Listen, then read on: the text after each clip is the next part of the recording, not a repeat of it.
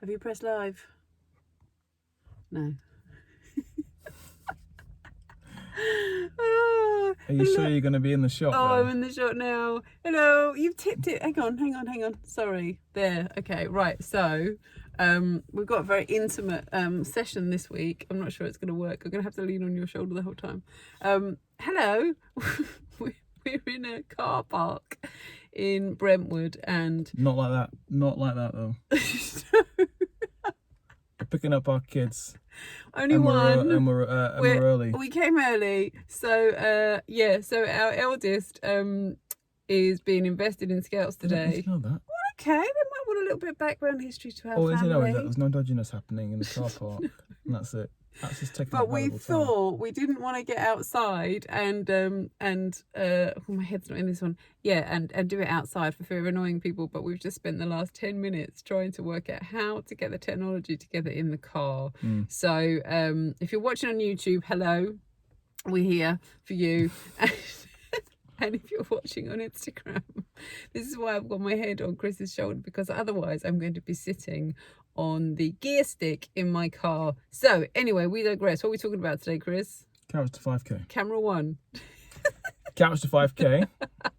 So if you've never heard of Couch to 5K, it is a free program to get people who don't know or can't run. Be careful where I put my hands. Wait for it. Right.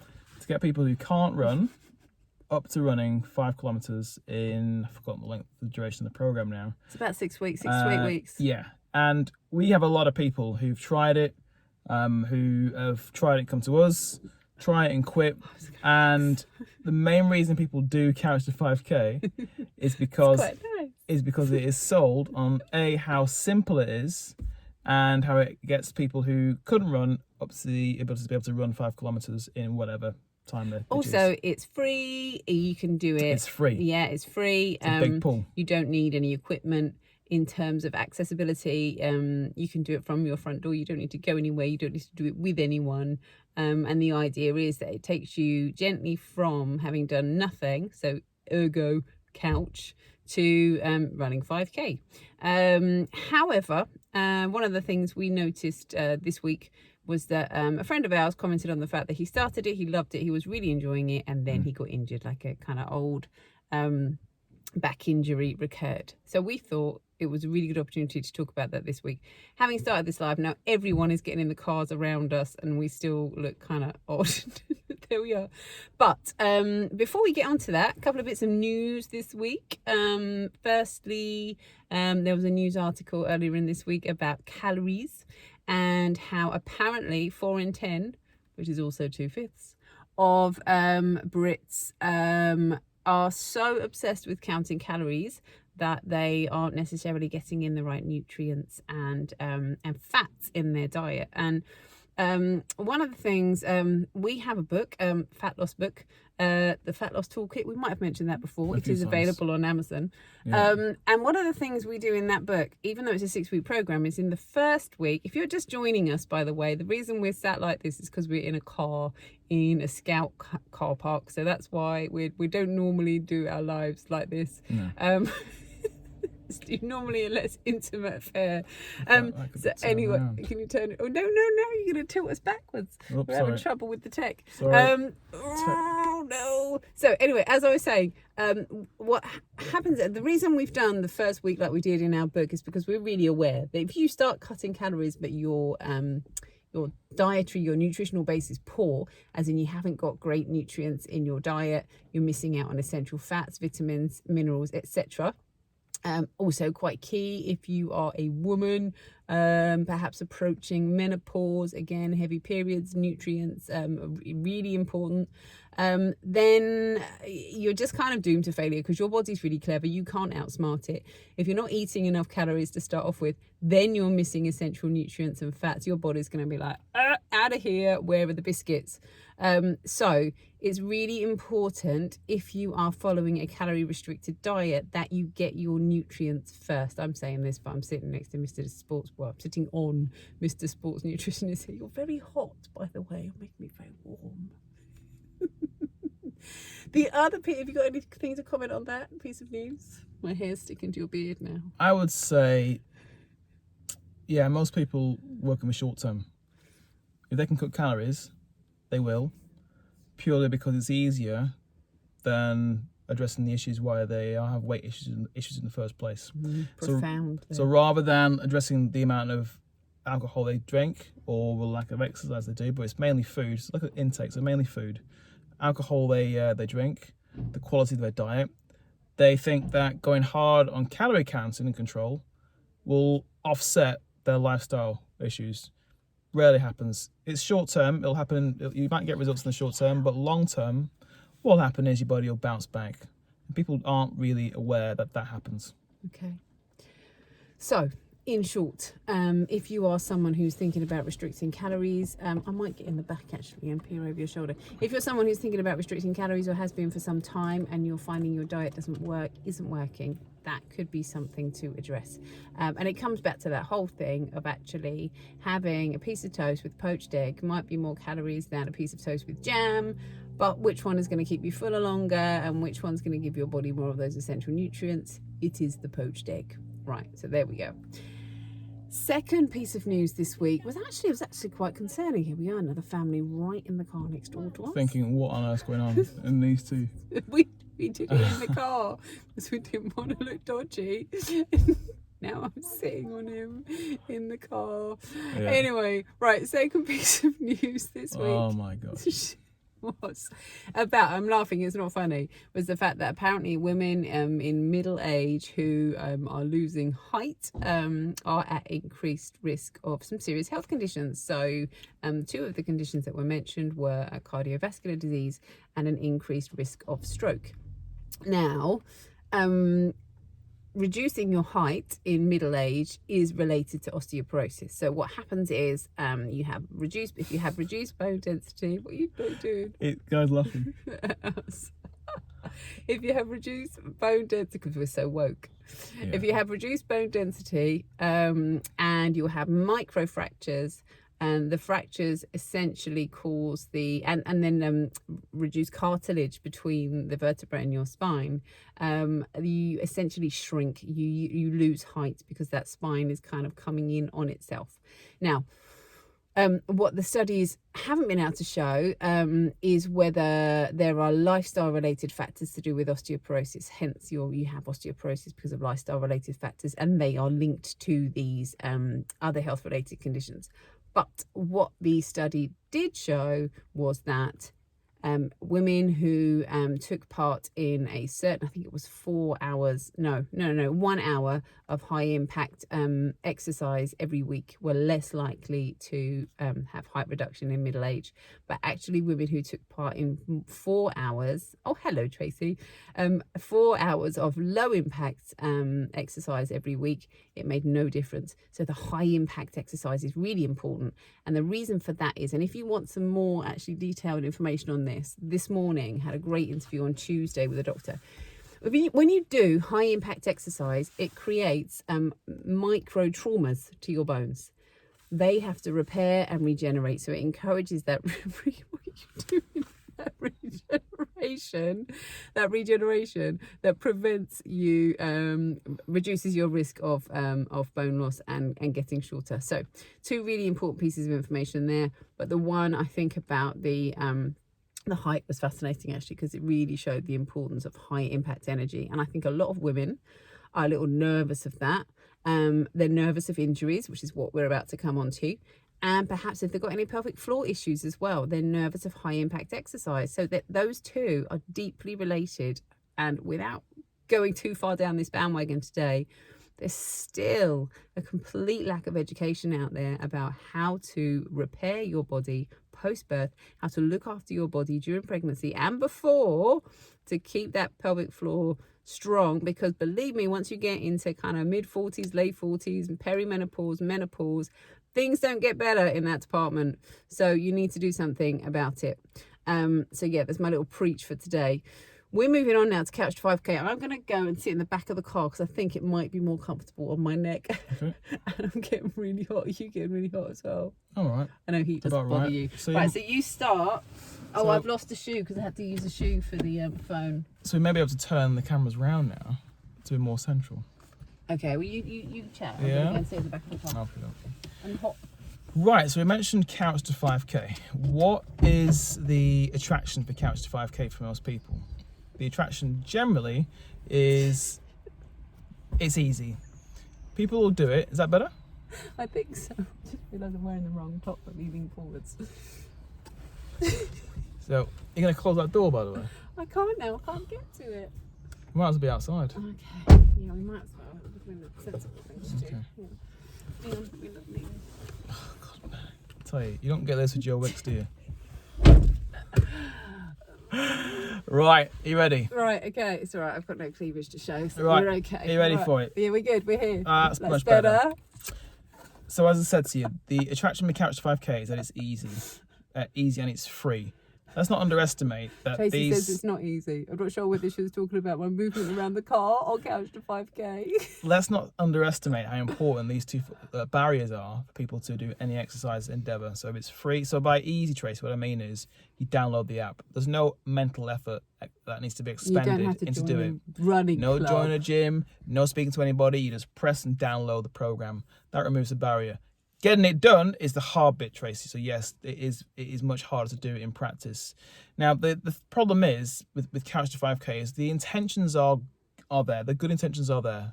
How can you just do a bit more each day and each week to be able to accumulate that fitness to be able to run 5 kilometers? And it starts with kind of walking. Yeah. So in terms of the cardiovascular elements of it, they're all there. So yeah, it is that is the kind of the progression, which isn't it's not too arduous, that progression. The problem I've got with it is that it's selling the easy route to health and fitness, and there is none. And what again we've experienced with some of our clients, some of our friends who've tried the Couch to 5K, they either get to a point and they can't progress because the program is linear. It does not account for differences in people's ability, or if you have an injury, maybe the program is too much or it's too easy. There isn't that at all. Most people do not complete Couch to 5K in the same way they don't complete most running programs that they download because busy lives, lack of discipline, motivation. It's that thing that you get these things stuck, happen. isn't it? You get Yes. stuck and you give up. They do. So as much as people say they did the Couch to 5K and it was great, It's really hot. I would say the majority of people don't. They quit, they get injured, or they have an issue. Most of our running clients have done Couch to 5K, they stopped and came to see us, and now they're running much further than 5 kilometers. So that's the issue. So again, my concern is the route to fitness is being sold as this easy. In the modern world, we've got technology at our fingertips. You can just download it to your app, and it's easy. You can download it; it's free.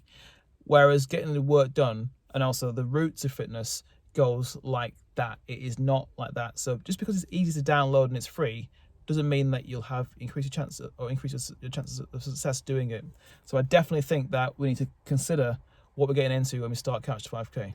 And there are a couple of, if you Google it, and there are quite a lot of really good analyses of Couch to 5K from physios. Two things that most people say is there is no strength and conditioning as part of Couch to 5K. And that's really, really problematic for our point of view, because we always say to people, until you can do a lunge or jump on one leg, then you shouldn't be running. Because there are all sorts of issues that could crop up in terms of injury. So those two fundamental skills are fundamental to being able to run. The second thing that Couch to 5K doesn't do, it doesn't really account for or encourage repeating weeks. And it might be that you're stuck on a week, you're finding it really challenging. Repeat a week, that's absolutely fine. So they're the two things that a lot of physios say about Couch to 5K. But our main issue is, and this is what people come to us with and what we help them with, is being able to get that strength and conditioning in at the same time as doing Couch to 5K. You are far more likely to succeed if you've got a strength and conditioning program. And we're not talking doing an hour's worth of lunges every week or 3 times a week. This is kind of 10-minute stuff that can really make a difference. Yeah, I mean, we are being, and I am being quite picky here because of the people we see. and some of the issues that they have with but Couch to also, 5K. because we're all about breaking down barriers as well. So Yeah. if someone starts something, they're enjoying it, and then they get stuck and they then get put off, that's a problem for me, because It is. because I want for people to find a love of exercise, and running is easy. And I speak from someone who couldn't run until she was about 25. I always found it really, really hard. I think Couch to 5K probably would have worked for me in my early 20s, but I needed a bloke, Mike. I always talk about Mike Hall. Mike, if you're watching, I know you're on Instagram. Mike Hall took us out running when I was at work, and he taught me how to breathe, and he taught me how to pace myself. So he taught me how to go a little slower, get my breathing right, and that for me was the beginning of being able to run without getting a stitch, and being able to run. My first 5K I think was about 37 minutes, but I did it and I felt great. Yeah, it's again not. I'm being a little picky, because for most people, they can get some progress from Couch to 5K. It's just, my concern is what happens when. Well, it's not what happens when. It's everybody will have a different route to get fit, and there is no linear progression. That's kind of my central argument behind this. And you're going to find days where it's harder, where it's easier. And I don't like these cookie cutter programs where you download, you do it for 6 weeks, 8 weeks, 12 weeks, and you come away fitter, because no program works like that. Now, other issue I've got with, I guess, the culture of Couch to 5K is it's tapping into the running community's love for running and their hatred for anything else other than running. What I mean by this is there are plenty of runners out there, and if you mention strength and conditioning, they go, "Oh, it's like kryptonite." But I don't do that. I don't do weights. I just run. I just run for fitness. And yet, if you hang around on running forums like Run Mummy Run, or those kind of places, people are always asking, "Where can I get a good strength and conditioning program for my running?" Yeah. So there are people out there that want to know. Yeah, I've got a case study where a client who, she's not as fit as she used to be, and she used to partake in boot camps. And she said at her fittest, she was running 10 kilometers, and it was a real drag, real drag. We haven't run for a little while. She's put on lockdown pounds over the last year and a bit, so she's carrying a bit of timber. Early 30s, isn't she? Why do you need to mention her age? Because age is important. Because Okay. people can relate to your age. All right, yeah. She's carrying a bit of timber, extra timber from lockdown. So running is going to be harder. Hence why I've explained this to her. I said, look, you won't be able to run as far, and it'll be harder to do that. We have focused purely on running drills, running mechanics, and conditioning. And she said she's now running. It feels so much easier to run. We're not running quite as far as she used to, because to be able to run more than, I say, 20 minutes, you've got to get your body acclimatized to the volume of running. If you can run 20 minutes, it's easier then to run 40 and then an hour. It's much harder to run from 0 to 5-10 minutes than it is to run from 20 to 40 to 60 minutes. It's just up in the volume. So she can do that, and she said, I've never once been taught to run. She said, even though I was doing boot camps, and I'm not saying this is down to the boot camp, they have a problem with this, but she said, I'd never realised that actually being taught to run will make running easier. And that's coming through schools as well. Through schools, but this crosses over into many aspects, because she said, dog walks, she said, my knees have stopped hurting. And what do runners often complain about? Sore knees. I can't run, I get sore Can knees. get sore knees. She said, my back, I'm much straighter. My posture's much better. My back isn't hurting as much when I walk and do long dog walks. And she's got a big dog. Medium size, medium to big dog. So she is a good case study of that. Actually, you don't need to just run to get used to running, right? You just need to think about mechanics, efficiency, but these are all coming from running coaches and running experts. And this is where, unfortunately, on Couch to 5K, it's probably overkill if people wanting to go and run 5 kilometers to see how to condition your legs, how to not get injured. People don't care about that. Also, in the fitness industry, there's definitely, or the perception of the fitness industry is that we're just a bunch of thickos who don't know what we're talking about, who maybe weren't good at school, and why would I need to take advice from anybody when I can just do it myself? I'd say that's probably more men than women who think that. The ego kicks in. I don't need someone telling me what to do, teaching me how to run. Why do I need someone to teach me how to run? I can just download a program and do it myself. There's definitely that attitude. And in which case I say, go and knock yourself out. There's a good physio, and I can give you details too when you get injured. Because what they don't realise is that when you have built up years of case studies, you start to develop patterns alongside research and education as to what works and definitely what doesn't work.